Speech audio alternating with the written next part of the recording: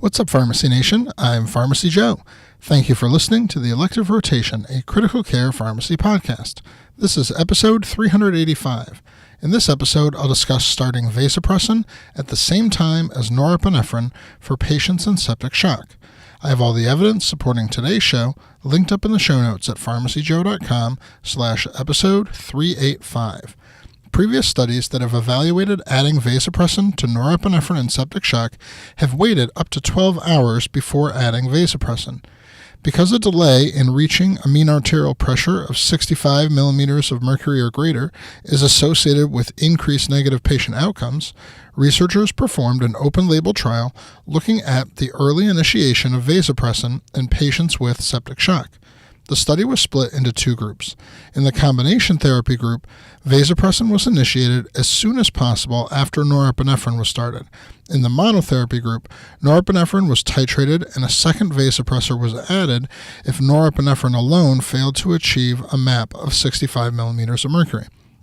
The combination group ended up having vasopressin initiated within 4 hours of norepinephrine, and the time to achieve and maintain a goal MAP was 5.7 hours in this group versus 7.6 hours with the norepinephrine alone group.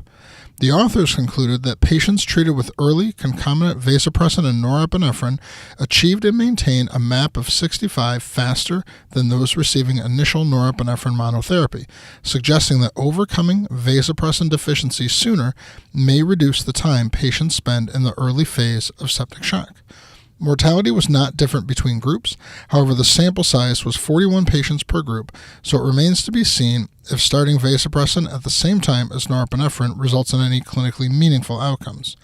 The study was conducted before the publication of the latest SCCM sepsis guidelines, and so the dose of vasopressin used was 0.04 units per minute rather than the newly recommended 0.03 units per minute.